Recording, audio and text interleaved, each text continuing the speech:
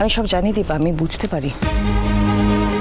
দেখো, জীবন তোমাকে সূর্য থেকে যত দূরে নিয়ে গেছে ততই তুমি সূর্য জীবনের সাথে জড়িয়ে পড়েছ।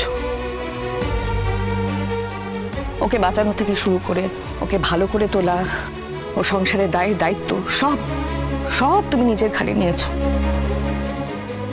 আর আমি স্বার্থপরের মতো তোমাকে সেই দিকে শুধু ঠেলে দিয়েছি। কিন্তু আর না, এভাবে চলতে পারে না। তোমার নিজের জীবন আছে, নিজের ক্যারিয়ার আছে। সেই ক্যারিয়ার ঠিক করার সময় এখন। নিজের লক্ষ্য ঠিক করো তুমি। মা, আমার জীবনের লক্ষ্য এখন একটাই, ডাক্তারবাবু সুস্থ হয়ে ওঠা। তার জন্য আমাকে যা যা করতে হয় আমি সব করতে। শুধুমাত্র এটাই তোমার জীবনের লক্ষ্য? কেন মা, আপনি এইভাবে কেন বলছেন?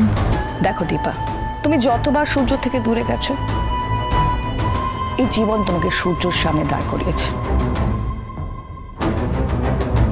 আর আমি সারা জীবন উইমেন এম্পাওয়ারমেন্ট নিয়ে কথা বলি, উইমেন লিবারেশন নিয়ে কথা বলি, ইকুয়ালিটি নিয়ে কথা বলি, অথচ আমাকে দেখো টিপিক্যাল শাশুড়ির মতন তোমাকে সেই ঘর সংসারে আবদ্ধ করে রেখেছি।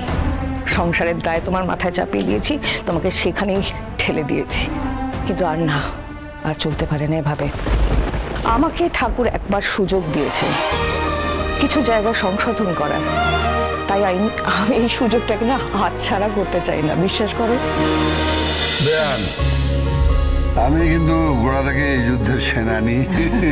আমি আগে ভাগে বলে রেখেছি কি, তাই তো? আমি জানি আপনি সহযোদ্ধা, আপনি চিরকাল ওর পাশে ছিলেন, আছেন এবং থাকবেন। জয়, শোনো, তুমি দাদার কাছে যাও। তোমাকে না দেখতে পেলে কি দাদা কিন্তু খুব উত্তেজিত হয়ে পড়বে, আর তখন তুমি সামলাতে পারবে না। মামা, তোমাকে তুমি কোথায় থাকবে? আমি এখানে থাকবো। মা, হ্যাঁ, আপনি বাড়ি যাবেন না? আমার এখানে থাকলে তোমার আপত্তি আছে? না মা, আপনি শোনো, এখন পরীক্ষার সময়, কঠোর পরিশ্রম করতে হবে, প্রিপারেশন নিতে হবে, সারা রাত জেগে পড়তে হবে, 20 ঘন্টার উপর বেশি পড়তে হবে, জানো?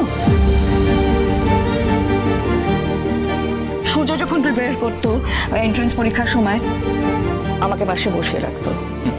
আমি বসে থাকতাম, উঠতে দিত না, বলতো মা তুমি বসে থাকো, তুমি আমার লাকি চাম। দুজনের বেলাই করেছি আমি, এবার আমি আমার মেয়ের জন্য করি। আমি তোমার লাকি চাম হতে চাই।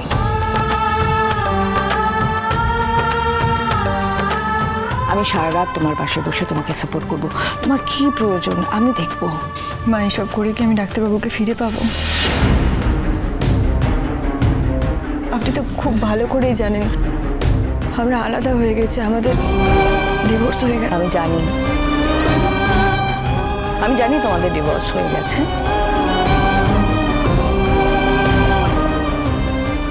তবু সূর্য বারবার তোমার কাছে তো ফিরে এসেছে দীপা, এটা তো সত্যি।